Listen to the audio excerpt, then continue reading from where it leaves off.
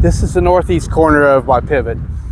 Last year we was going to go fallow, and I was going to drill triticale in it for harvest it for grain. We didn't have enough rain last year.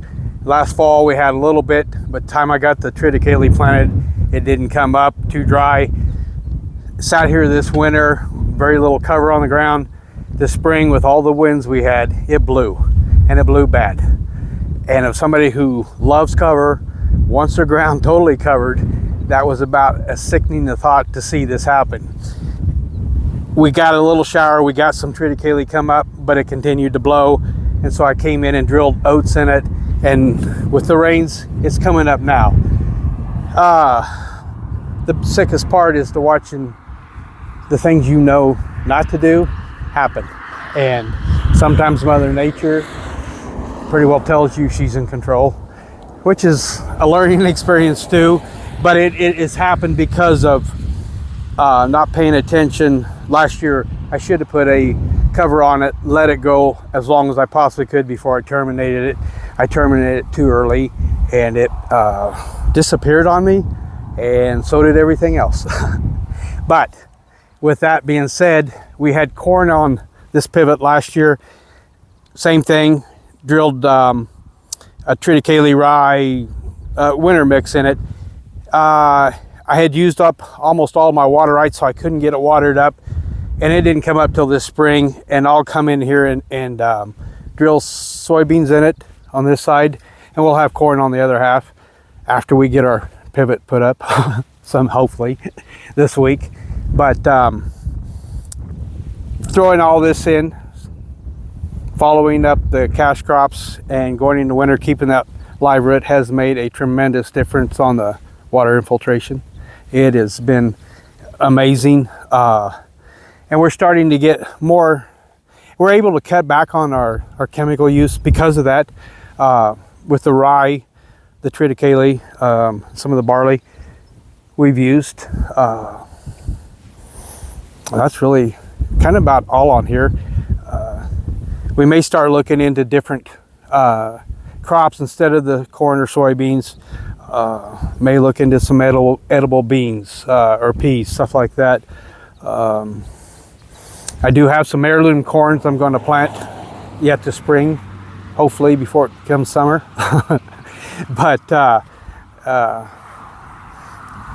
and that some of it goes to local vendors, craftspeople, some to restaurants, and then some to other producers wanting the seed too.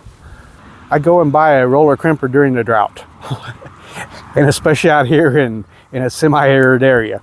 But I think this year, some of my ground that I'll probably fallow, I've got some standing corn that failed last year. And I think I'll probably chemical fallow this field before we plant wheat. But I'm probably going to try the roller crimper out there, lay all those stalks down if I can.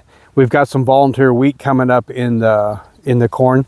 So we do have like a living root, and I'm going to keep there as long as possible, but roll that corn down just to get in contact with soil, help break it down, cover that ground. So when we do go to wheat this fall, we'll have a nice mat to cover the ground and protect the soil while the wheat comes up. Yeah, a majority of my ground is all dry land, and the last 2 years it's been really dry land, big time.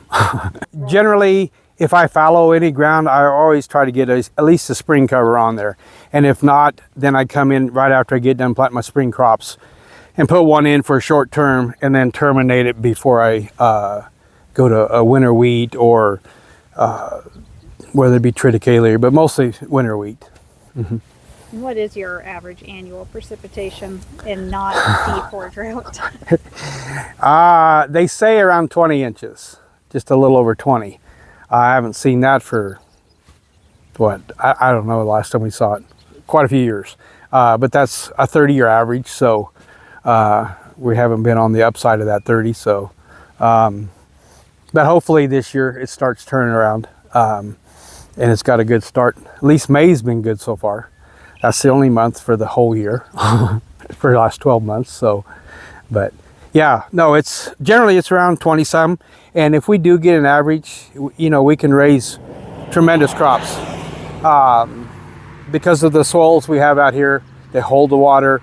Our biggest thing now, and especially learning with where we've no-till so long and adding the covers, how much protecting that soil, the surface, how it holds the moisture so much better. Regardless of how much the cover crop uses, it's still in our average rainfall, even in dry times. We've had crops.